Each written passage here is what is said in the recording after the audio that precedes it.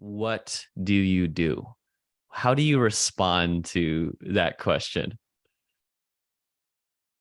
Uh, I felt like that has evolved definitely over the years, but I feel as though right now, what I share with people, the main one is actually a meditation and mindfulness teacher and a mentor. Yes. So, yeah, I feel as though my dharma in this moment is really just helping people and guiding people through their journey, and I do so through those practices the most. Yeah. Yeah. Mm. For me, I find that tends to be something that people can understand easier. I get this question. I've asked this question actually in the past too, not to put you on the spot because I always have a tough time answering this question. But if someone follows up and says, okay, Nhi, well, what kind of meditation do you teach? What's that answer? Um, I would say I really enjoy my meditations are very intuitive, right? So I really gauge how I'm feeling in the moment and what wants to channel through. And a lot of my practices also goes around breathing practices, yoga nidra, Buddhist meditations like loving kindness. I really love Thich Nhat Hanh, the Buddhist monk. Love him so much and the practices that he does. So it's yeah, it really comes from a place of inspiration. So I would say that. And also higher self meditations. So you know that I'm very passionate about manifestation and really aligning to the higher self. I feel like that's definitely one of my main focuses in what I do. So helping people align to their highest timeline. So I also create practices for that particularly. Yeah. So just to give people listening the permission, because this is similar how I look at meditation in a way of seeing it that it is our art and that it's something that we create intuitively. So there is a box that we can get into if we just say, okay, I teach MBSR or I teach mindfulness and that's great for those that want to just focus on that. But I know a lot of the people that I do this work with we tend to have similar ways that we look at meditation. I always look at meditation as a medium, like it's a medium of our gifts. And it's been such a blessing to use that medium in the different ways that it tends to show up. So take us back a little bit, Nhi, to when you weren't calling yourself a meditation teacher, or just take us back a little bit to that journey that I'm imagining that you've been on from maybe the ordinary world of work in some other capacity, and then kind of coming into this and stepping out to do the work that you do now. Yeah, so before I became a meditation teacher, I was actually a radiographer, so a medical imaging technologist. I did a bachelor's degree and I worked for almost 5 years. And I was experiencing a lot of burnout, also a lot of anxiety because it wasn't aligned with what I truly, truly wanted for my life. I didn't want to be working, say, 9 to 5, doing night shifts, and having to, I guess, trade my soul for hours. It didn't feel lively, let's say. And so I knew from the moment I actually studied it, it wasn't what I wanted, that I guess what was my dharma, right? But I did it because I didn't know what else to do. And it seemed like a great path, great abundance, secure. And when I started working, it was great. But then, yeah, I started, I guess, falling back into this place of um, darkness, let's say. And so I was distracting myself a lot with going out, with partying on the weekends. And the biggest one was actually going traveling a lot. So I was working really hard and then going to travel. And traveling made me realize so much about who I wanted to be as a person and what I really wanted for my life. And what I wanted was freedom.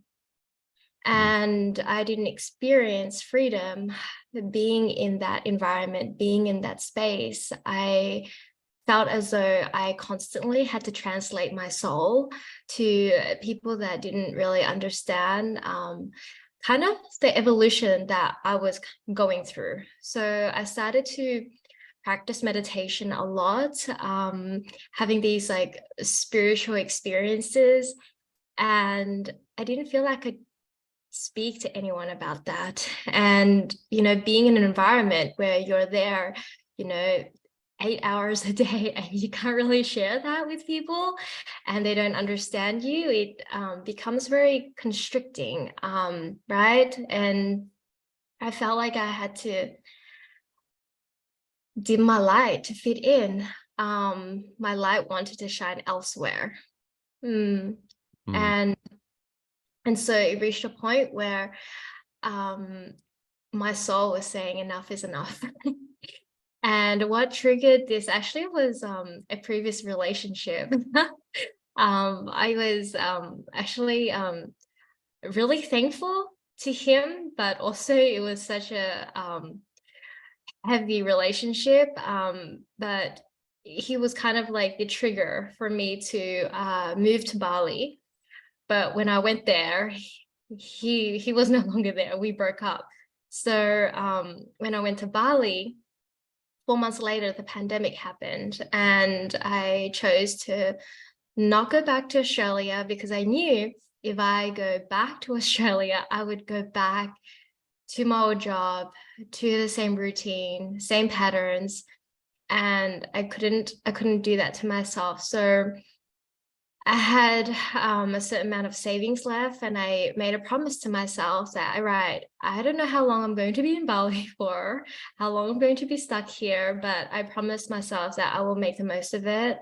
I will follow my joy, I will follow my curiosity, and really work on my healing.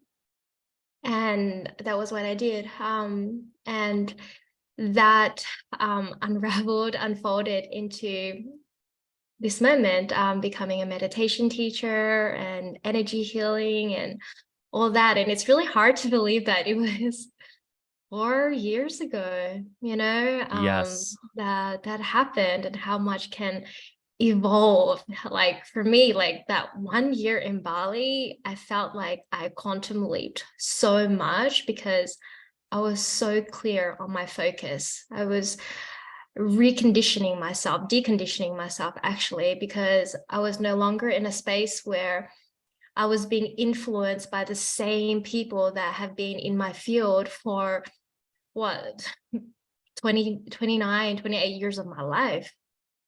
And Yeah. so, being in a new energy field with new people or with very less people, I started to learn so much about myself and who I am. So yeah, it's been such a empowering journey since then. Yeah, it does feel like you quantum leaped and found this alignment very fast. And I know that's something you talk about. You teach on manifestation. So during that time, are you consciously practicing some sort of manifestation to bring you there faster? Because I look at your journey and I'm like, man, wow, I wish things happened that fast for me. Like I quit my job in 2015. I didn't make a living until 2019. It took 4 years to even like, okay, I'm figuring this out. And so to hear like you just really taking that time, and obviously everyone's journey is unique, but having the space.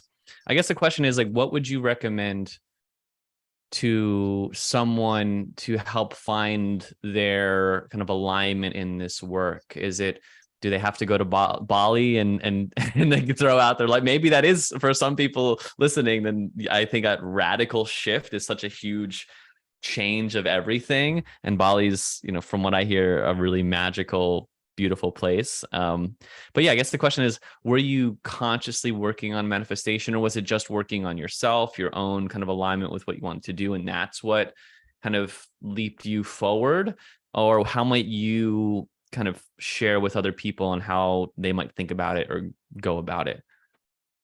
Yeah, so I've always known in my heart that I want to help people, right? And that was what made me become a radiographer, to be in a healthcare place, because I thought, oh, that's how I wanted to help people. Because I spent quite a few years when I was younger in the hospital because of my father. He was not well. And so I kind of I had that image, wow, if I was to help people, I want to be a nurse, or, a doctor, or whatever it was. And so when I moved to Bali, I had this goal. And I wrote this on a big piece of paper and I stuck it on my wall, where every morning when I wake up, it was the first thing that I saw. It was, if I could help one person positively shift their life every day, I've achieved my goal. And I didn't know how that was going to unfold, but I knew that was what I wanted for myself. And so I was really clear on what I wanted. And it was purely that. Yeah. And so that's kind of how manifestation works. You have to be very clear with what you want. And it could be something so simple, right? It could be feeling. So I was really following this feeling, as I shared before, of joy and curiosity and love, anything that made me feel good. So I was always meeting very fascinating people on my path, like really old souls that had so much wisdom. These old souls that, they don't really show up on the online space, or it's really like they're very, say, not in this world. Yeah, so I was meeting a lot of them, and they became my teachers and my mentors. And this was just kind of like a friendship that we started building. And so that kind of helped me transform myself. And what actually helped me realize I wanted to become a meditation teacher was because I had a Kundalini awakening in my sleep. And I wasn't Tell us more. expecting it at all. So I have a Balinese high priest that I'm very good friends with. He's been there from the very beginning of my journey in Bali, and he's like a mystic. And he would always take us to me and some friends, or just me alone, to certain temples in Bali, and we would do full moon rituals together, new moon rituals, and he initiated me and a group of friends actually into a certain practice. It's called a purba practice. So a purba is actually a Tibetan dagger that you use to heal, to pierce through illusions, for energy work. And so I went on a very specific diet for a month, and I was meditating to a specific mantra during that entire time. And I was very clear and focused on this practice. And after that, in my sleep, I just suddenly had a Kundalini awakening. I didn't know what a Kundalini awakening was, and I asked my Balinese high priest, like, oh my God, I experienced this. And he said, oh, it kind of sounded like you had a Kundalini awakening. And so I started searching it up on the internet, and I was like, oh my God, this is exactly what happened to me. So I felt like this surge of energy moving through my body from the base of my spine up through my chakras, and it came out at the top of my head. And it was like this electrifying energy that I couldn't control. It was very like orgasmic and bliss, like completely obliterated me. And yeah, after that, I felt so clear with myself for the first time in my life. And the following day, there was this voice that was communicating to me. And the voice said, you should post up your meditation online. And so I was kind of conversing with this voice, and I said, "What meditation?" It said, "The meditation you recorded like last year on your phone." And I thought, my God, that meditation just was from me. And it was just me literally holding my phone and recording on a voice recorder. It's not good quality. And so I was like, you know what, I'm just gonna follow this voice. So I went onto Google and I searched how to become a meditation teacher, where can I upload? And then I was already on Insight Timer then, more as of course, a participant, right? A student. And I started looking up, okay, how can I become a meditation teacher or share my meditation on Insight Timer? So then I uploaded it. And then within a few days, they approved me. And then within one day, actually, I had like 200 like listens or something. And for me, that was wild. I was like, 200 people listen to my meditation and they wrote me reviews and they're even donating to me. Like, how bizarre is this? I was like, is this real life? And then my dear friends, my housemates were like, me, oh my gosh, you should continue to do this. And I thought, oh my gosh, okay, I'm just going to continue. So it all kind of started from there, actually. So every week I was recording meditations like underneath my blanket at like 10 p.m. at night, because that was the only time it was quiet. Yeah. And because we have like And rice still fields just your and phone, just crickets. your phone, just your phone. No, You're no, using. actually, I borrowed a lapel mic from my friend. She Got had it. a Yep. Rode lapel mic, but it was such terrible quality. And every time I go back to my old meditations, I just cringe. I'm like, oh my gosh, why are they so terrible in quality? And then I was actually saying to Ruben about this. I was like, I want to just delete all of my old meditations. And he's like, no, you shouldn't do that, you know. And I was like, okay, yeah, true. Like, I should really just honor my older self, have it up there, and yeah, and just live with it. It's fine. So that's kind of how it happened, and how I decided to become a meditation teacher. And then right after that, I took a training and got qualified, got certified, and yeah, it kind of evolved from them. And to answer your initial question, like, I feel like being a meditation teacher is truly such a gift, because we get to hold people's hearts and we get to just tend to people, even if it's just for 5 minutes or 10 minutes in a guided meditation. And what I always recommend is for teachers to be as authentic as possible and really focus on what inspires you and what do you want to share. During my journey, I never looked at what other teachers were sharing, what other teachers were recording, what was super popular. It was always coming from what I wanted to share, in hope that that would reach people, because I knew that if I did that, it really comes from my heart. And that's how, when you share from your heart, that's really the best gift that you can offer people, right? So my focus was very clear. It's like, don't look at what other people are doing. Just focus on what you want to share and what to do. So from that place, like, everything just kind of blossomed.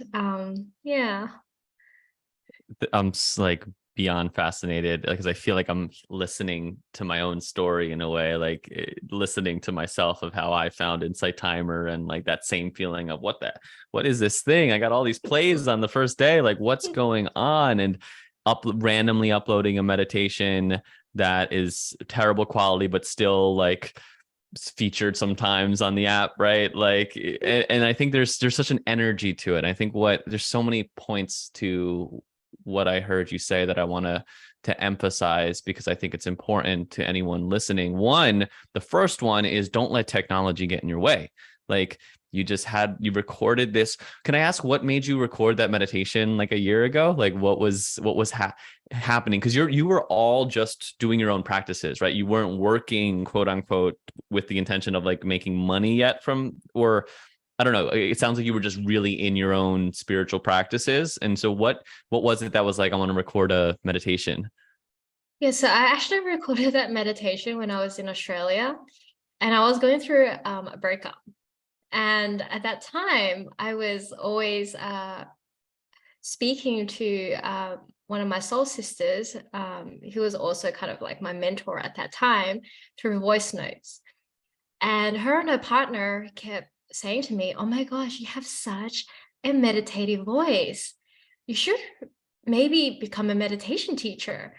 And I thought, what the hell? Like, I do. And then one one evening I was home by myself and I'm like, you know what? I'm just going to record like this 5 minute meditation on my phone and just listen to it just to help myself. So it was purely just to help me move through my breakup. It was actually called Sacred Space, the meditation. So it was really interesting. And so yeah, that was what made me record it.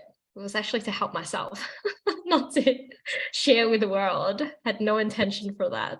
It's amazing. I'm Yeah. looking at it now and it's got 3,000 plays, right? Just, it's so fun to see, like, because some of my early meditations are, I had the same questions, like, should I re-record them and do it? It's like, no, there's an energy to those that I can't redo, right? I'm not my former self. So um I love that you took that and the Kundalini awakening piece. I had my own kind of mystical experiences that I still am integrating, I feel like 8 years later. But what those can be so radically disorienting as well as transforming and like shifting.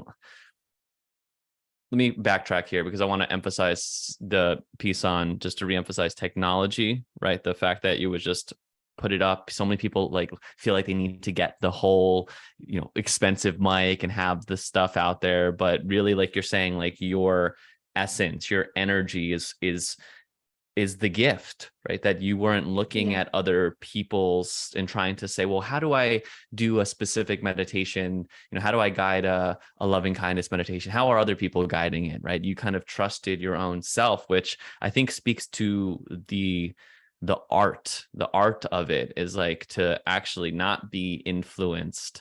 But I think a lot of people, what would you say to people that are like, well, should everyone do that? Should everyone kind of close down and just try to create a meditation that's based on their own self? Or what are your thoughts on getting trainings? It sounds like you have done a certification. Like, what are your thoughts on certifications and trainings in general?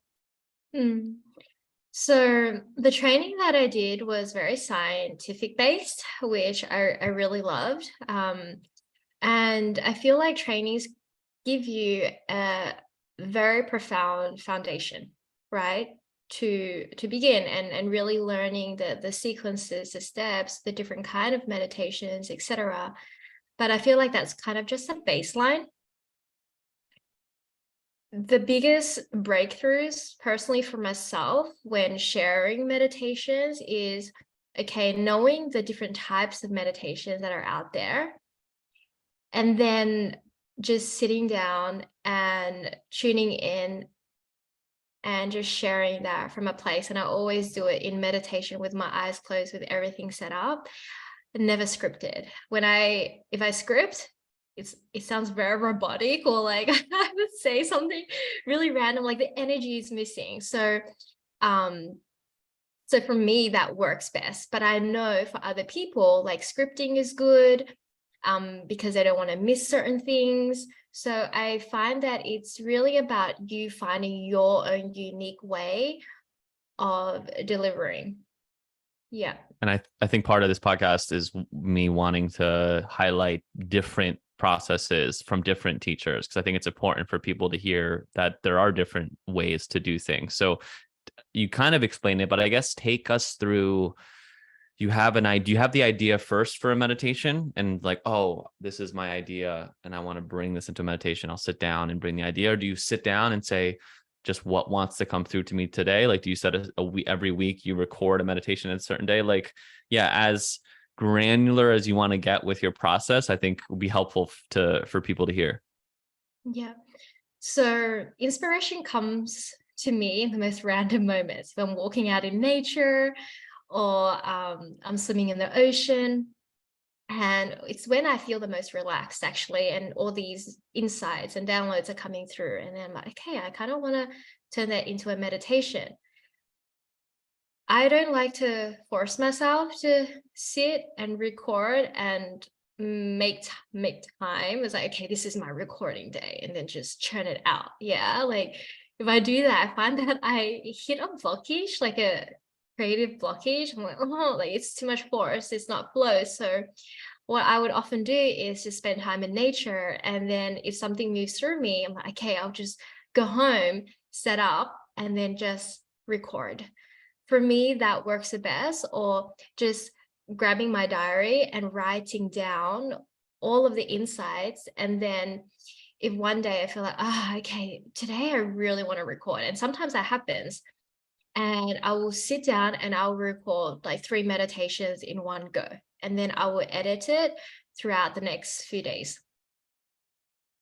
Yeah. Got it. Okay. So very like trusting when it comes, it comes. So very in that classical artist inspiration way, which is beautiful.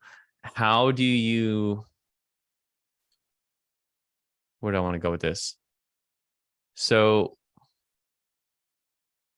moving into, maybe we talked about art. This is the art. Well, I guess the question is, if you were to say what your art is with meditation, like what answer comes to you, or what comes to you? Like, what is your art that you're giving to the world? What's moving through me is authentic expression. Love it. Yes. Yeah. So through your Yeah. authentic expression, helping others authentically express. Yes, exactly. I actually wrote this in my newsletter yesterday, and I wrote, because it was World Meditation Day, actually 2 days ago. And I wrote, for me, meditation is not how many hours I sit in meditation. It's about how I live and breathe every moment of my life. So meditation for me used to be like, okay, I'm gonna make space and sit on my meditation cushion. And it's evolved into, okay, like I'm going to do a walking meditation, cooking is my meditation, dancing is my meditation, drumming is my meditation, drinking tea is my meditation. So, you know, allowing my soul and my heart to really guide me. What feels meditative for me today? What does my soul truly want? Instead of being stuck with the idea that I have to sit, for 15 minutes or 30 minutes on my cushion. Like I feel sometimes that me going out and floating in the ocean is so much more transcendental than sitting on my cushion. So yeah, that's kind of been my realization as of late. Yeah. Have you dealt with imposter syndrome at all? And how have you dealt with it if you have? All the time. Yeah, yeah. I definitely do that. Sometimes I get distracted. So distraction is a very big thing. So I find myself, I have to kind of put myself in a space where I am not in the space of others, so I can really create fear as well. Learning to overcome fear of really sharing deeply from my heart, despite what other people or how other people receive what I do. Um, and yeah, I think that that's been the biggest one, the biggest Yeah. ones. Yeah. Mm. So you find Insight Timer, you're in Bali, you start uploading meditations, they start getting some plays. Now, as someone who knows how that works, you're not making a ton of money yet through just getting plays and comments and whatnot. How does the business start unfolding? I remember Inside Timer did have course or the workshops open up. I know you recently launched a couple of courses. Like, I guess take us through that process of, does it shift from, oh, this is interesting, this is fun, this is joyful, to, oh, I can actually support myself doing this, or I can start, finding that alignment, that and feeling the sufficiency of the exchange of your work being supported through finances? Like, take us through that journey a little bit, and anything that sticks out. Mm. So I made it very clear with myself from the beginning that what I do was never going to be about money. So whenever I receive donations or my pay slip from Inside Timer, it was always like, oh, this is so fun. This is so cool. Like living in Bali was quite cheap, right? So I was able to kind of sustain myself for a certain amount of time. But so how my journey worked was really, all right, getting donations through Inside Timer. But I realized that when I chose to go all into Inside Timer and not be like, oh, like, should I go on YouTube and should I focus on Instagram? It was just, no, Inside Timer. Everything started to really grow from there because I was releasing, say, maybe 1 or 2 meditations per week. And I started gaining a lot of traction because Inside Timer was always featuring me. It was really bizarre. Every time I launched a new meditation, I was on the homepage. And I remember one point, because I used to just meditate at Inside Timer before being a teacher, and David G, Sarah Blondin, Sadhguru, they were all my favorite teachers. And I remember saying to myself, wow, wouldn't it be bizarre if like I was on here one day? And I remember so clearly one day I got featured right next to Sadhguru. I was like, oh my God, this is amazing. I screenshotted this and I was like, oh my God, so happy. And that really gave me so much motivation. And so every time I was being featured, I was gaining more followers. And so it was just like quantum leaping, as I say, right? And my plays were like just doubling, tripling. And I think because Inside Timer knew how much energy I was putting in, they saw that, they felt that, and they wanted to feature me. And so when they started launching the live events, I was kind of one of the first ones to be on there. And the live events was actually what grew my following even more. People loved the fact that I was in Bali and I had the coolest backdrop of the rice fields. Every time people would just quickly come on to see, oh, like, who is this girl? They're like, whoa, like she has the most epic background and she has like a cute Pomeranian. And they just stuck. Like they just wanted to stay and hear what I was sharing. Don't want to listen to the person in their basement or the girl in Bali. Let's stay with the girl in Bali. And when I was in Bali and I was in that period of my life where I was like going through like this crazy awakening, and I had this like light about myself. Like I was so on my Dharma, like at the beginning. And I was really just sharing what was alive for me. And it got super vulnerable. And people really resonated with that because it was actually during the pandemic. So everything that I was sharing in terms of my personal experience, people were also experiencing that. And I think what made people really resonate with me was because I allowed them to believe in something greater than themselves, that magic exists, that, okay, if I can quit my job and move to Bali and have this epic view and life, so can they. And they just kept arriving, kept coming, and the donations were coming through. But for me, it was really about the community that I was building. And so not long after that, Insight Timer launched the mentorship. So they selected, I think, around 50 teachers to be mentors on the app. I think at that time there was about 17,000 meditation teachers on the app. And I thought, oh my God, this is so cool. So of course I said yes. And they asked me, okay, what do you want to offer? And I said theta healing, coaching, and meditation sessions. And literally when that started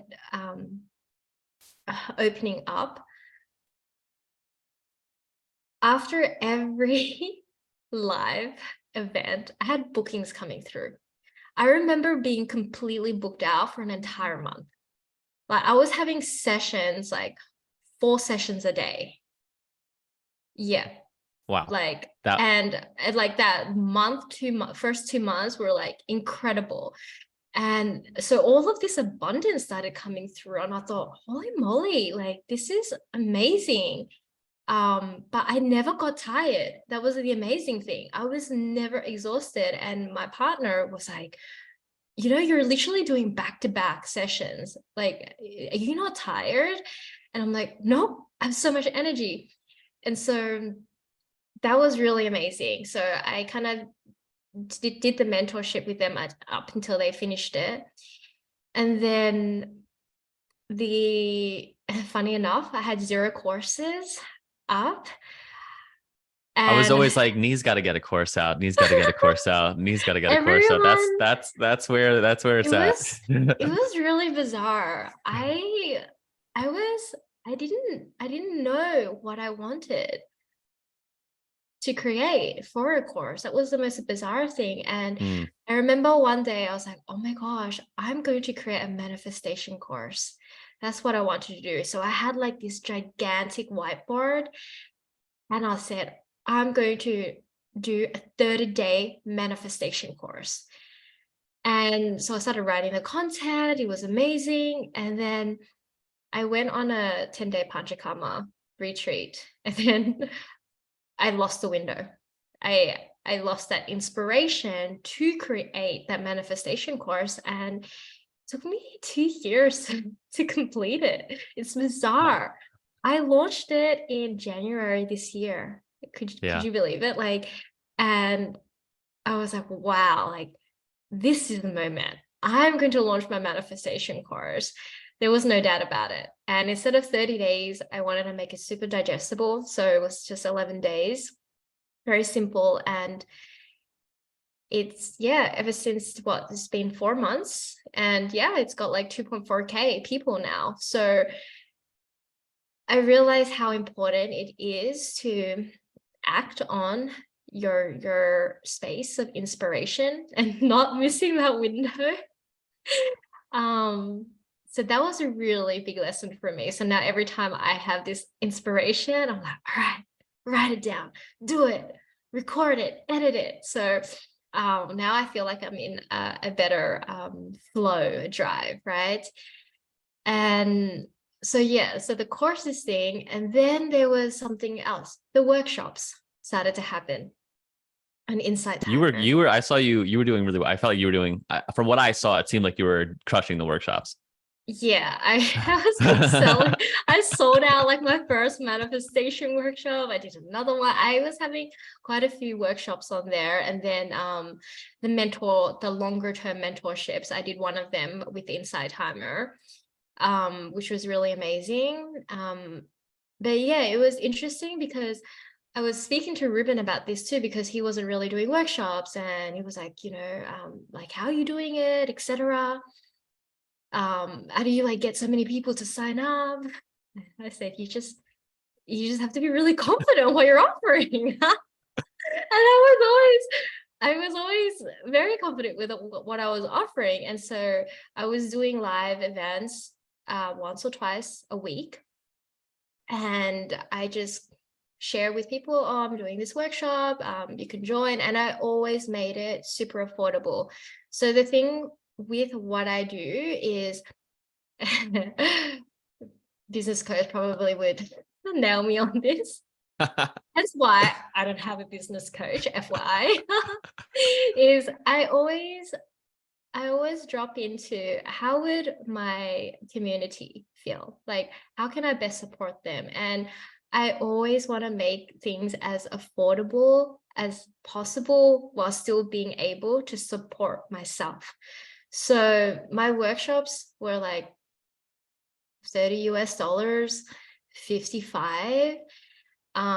It never got anything more than that because for me, I rather have more people be able to access it rather than less people and making say more money, etc. So yeah, for me, it was always about thinking about my community versus yeah, in that sense. So and I feel like that's what really supported me and helping me really drive my business forward, even though I wasn't really seeing things in a business perspective.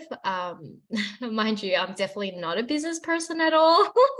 I just do things on a whim and out of love and inspiration. So there's like no structure, etc. Perhaps I would like that in the future, but it's been working for me for the last Yes. few years. There's It's been working. the saying of like, and it sounds, I'm not saying that this is you where you're experiencing, but sometimes it's like what got you here won't get you there saying of, well, to start off and maybe there is a way to bring in that structure that feels as aligned and allows you to make that wider, to grow that audience, to make that wider impact. Um, Coming back to Insight Timer, we're talking a lot about Insight Timer. And so some people on here probably maybe know us from Insight Timer. If you're a up and coming teacher, create your Insight Timer profile, start creating content. Just start creating content, and that's a great avenue to get the word out there. Now there is so many teachers on Insight Timer, and so I guess a good question that I'm asking myself when I talk to people that are just starting out, and I'd like to ask you is, because you came on, I was fortunate to find Insight Timer end of 2016, 2017. So you can imagine it was way less. You can get way more plays. It was right time, right place. And I didn't take advantage, quote unquote. But do you think there is still room for someone brand new starting on Insight Timer? Or how do you think about that? Yes, 100%. Mm-hmm. Yeah, 100%. I have people coming to me for mentorship because they want to get onto Insight Timer or to be a meditation teacher, right? And what I always share with them is just focus on what you want to share, right? And I'm not a person that kind of focus on like a niche, for example. So in meditation, maybe there are certain niches that you want to work towards. Maybe you want to work with sports people, maybe you want to work with kids, etc. But really being flexible in that sense and adaptable. Yeah, so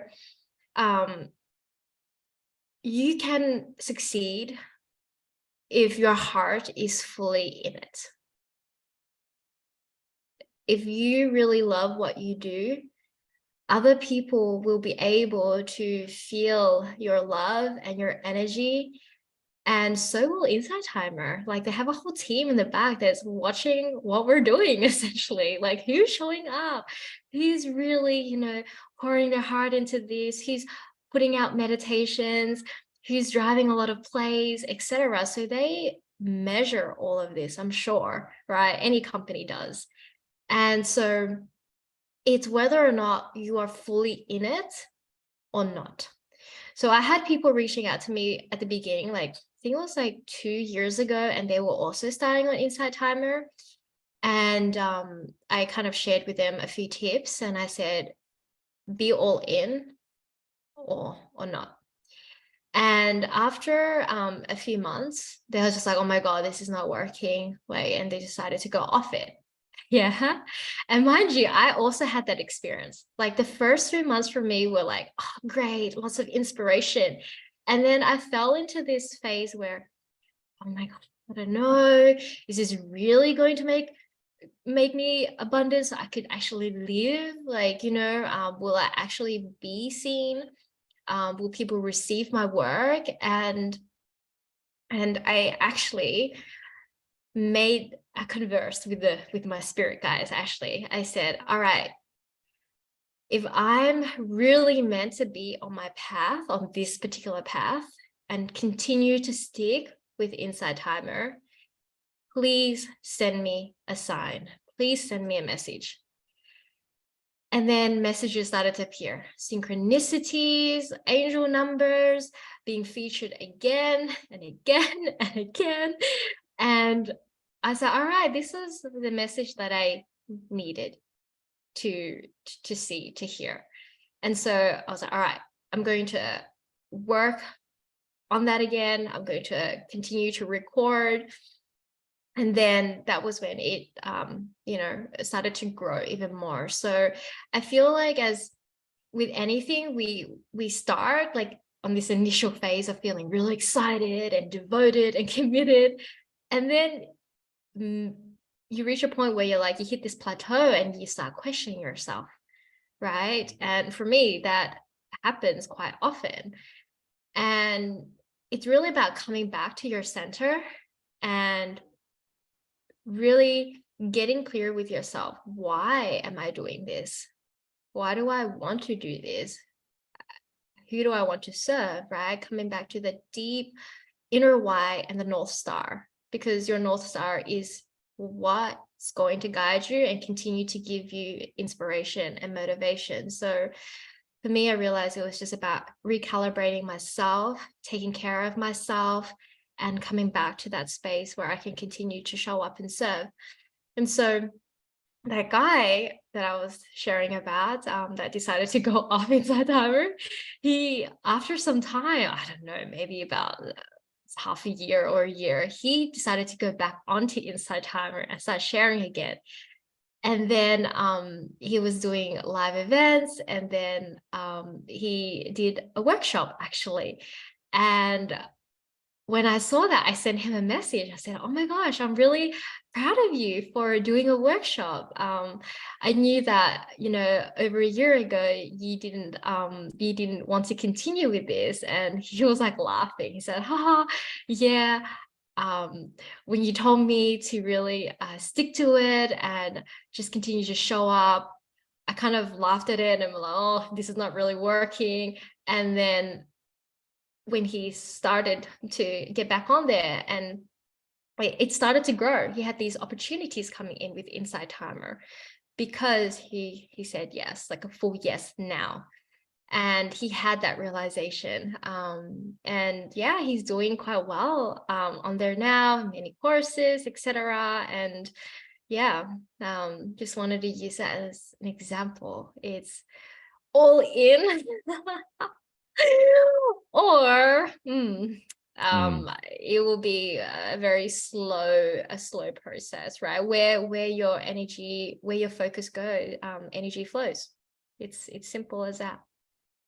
There's still synchronicity and alignment, and it's unbelievable how many people I know where Inside Timer was that story of synchronicity and how it's been a catalyst for everything that comes after that. And so thinking about it like this, I 100% agree with you, Nhi. And so for those listening on here that was like doubting it, if you're gonna go on any platform, Instagram, YouTube, TikTok, your own podcast, building an audience wherever you go is going to take that same consistency, a year, 2 years. And so Inside Timer, if you're in our line of work, it brings all the people that are interested to this into one place. And so it is still this just beautiful space, live, encouraging you, if you're newer, to go live as much time as you can. That feels true for you, yeah. And just like Nhi said, speaking what is true, unique. I have this concept of like, you are your niche. Like there's no one that's you. So you sharing what is you is different than the next person. And we all kind of find the people that we speak to. And we, not just like, not a, I always am analogous to songwriting and music when I think of meditation. So I have more than one artist that I listen to, right? I love many bands. They fill different, and so people have more than one meditation teacher and guide that they're listening to. So there's still a lot of opportunity out there. So Nhi, thanks for, for really making that clear and empowering people to recognize that and to stay with it and to go all in. Wow, I can talk about this stuff for literally for hours.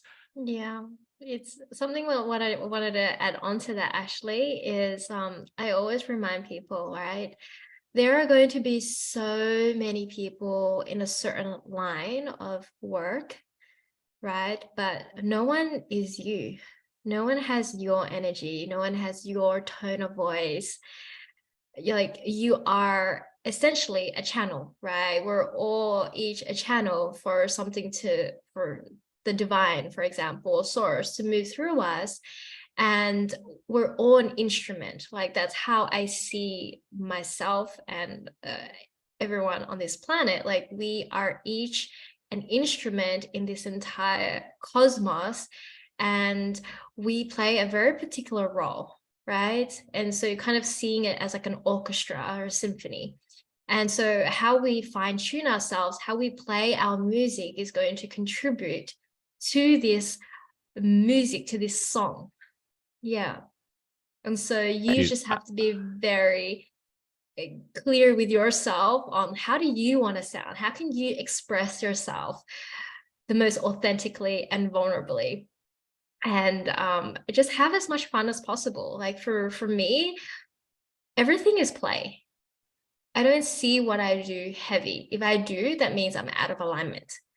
Yeah, I have to really check in with myself. So my work, my days are always just filled with like, ease and peace. Purely that. If I'm not in that space, go get a massage, go swim, go for a walk, get your recenter. ass back into alignment, whatever it takes. Exactly. A couple practical questions, Nhi, then we'll have a chance to share kind of things that you got going on now that people might be interested in. But any book or books, I know this is always like feels like an overwhelming question, but anything come to mind that you might suggest to an up and coming meditation teacher or guide or coach? So one book that comes to my mind is Wherever You Go, There You Are, by John John Kabat, I believe. Kabat-Zinn. Yeah. Just Yes. the Yeah. title says so much. Just it's such a powerful statement. Yeah, I love that book. It's very simple. It's like a book that I can just pick up, flip to a page, and just absorb, Yeah. and inspires me. I really love Thich Han's book, the Vietnamese Buddhist monk. Like his books are just so beautiful. One of them was No Mud, No Lotus. Yeah.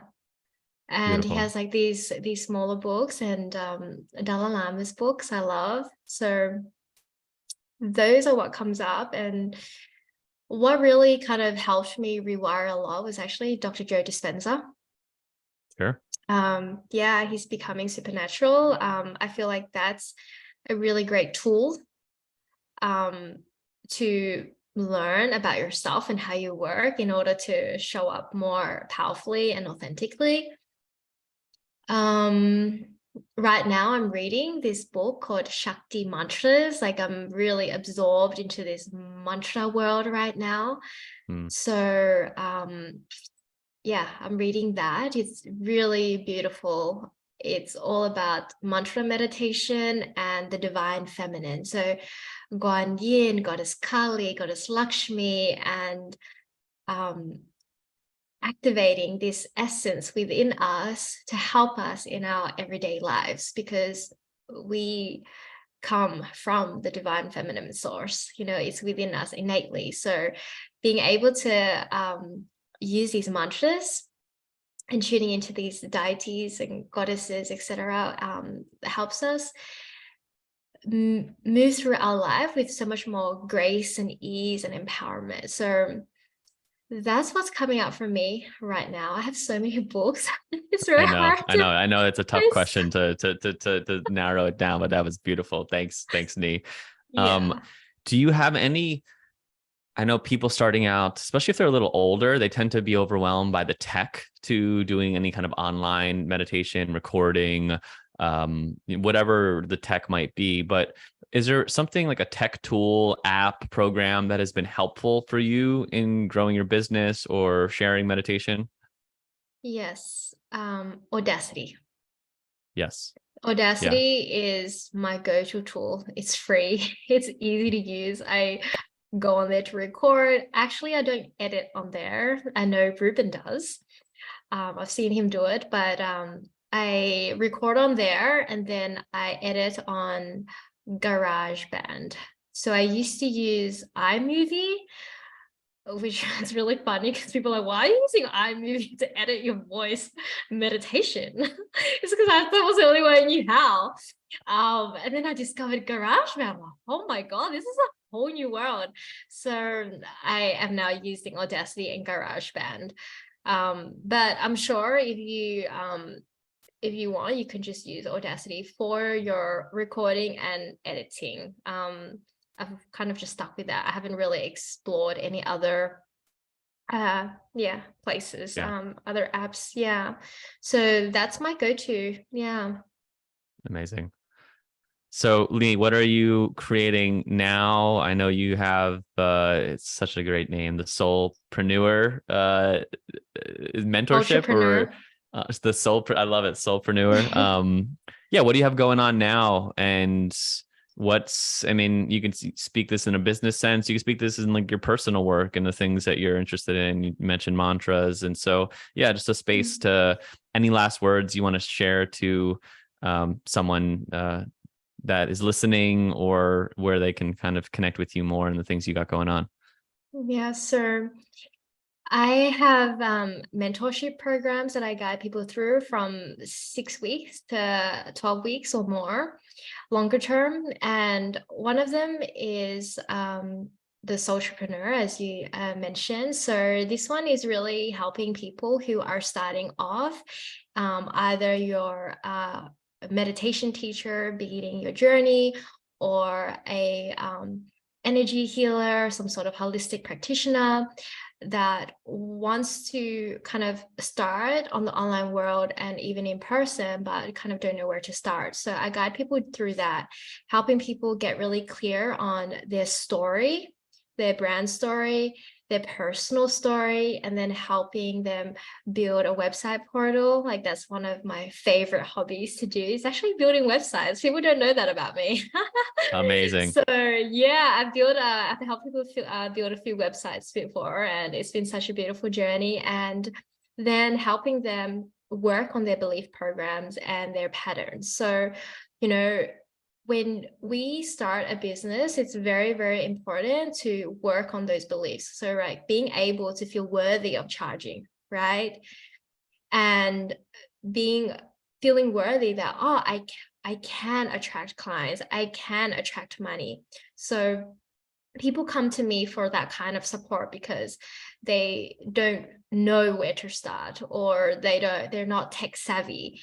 And I pretty much just get them going, right? And support them in the process. And then after that, they're like, okay, go fly, spread your wings. So that's what is really alive for me at the moment. And then I help people move through challenging times. So like breakups, anxiety, stress, all sorts. So people come to me from various ages, really various topics. So yeah, I work with all kinds of people. And then I'll of course do my theta healing. That's like one of the main things that I do. And right now, one of the journeys that I'm guiding people through on June 4th actually is mantra, like a 40 days of devotional journey. And this time it's with Goddess Guan Yin, the Bodhisattva of compassion, of love, and of mercy. So she's very revered in the Buddhist tradition. And so the beginning of the year, I did a 40 days of devotion with Goddess Lakshmi. So I was helping people really activating their abundance frequency, their wealth, beauty, and love.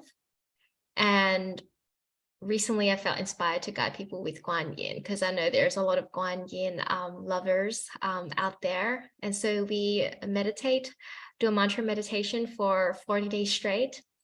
And I have 4 pillars. Every 10 days I guide people through. And yeah, it's really powerful when you just become so devoted and committed to 40 days of practice, especially in a group container. And yeah, so much transforms out of that place, so much evolves within us. Yeah, so that's what's Super moving through powerful. me. Yeah. Yes. Go check out Nhi's. That I think that aligns with a lot of the intention for this podcast. So go check out what she's got going on, and yeah, see if it calls to you to go deeper. Nhi, it was so much fun. Like I said, I could speak about this for hours.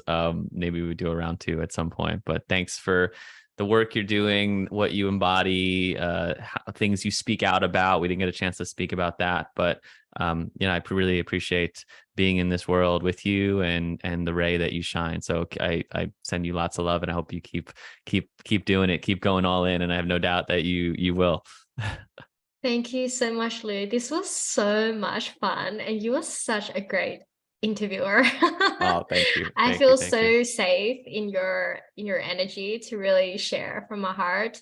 So thank you for that. Yeah. Thanks, Nhi. All right, everyone. We'll see you next time. Take care.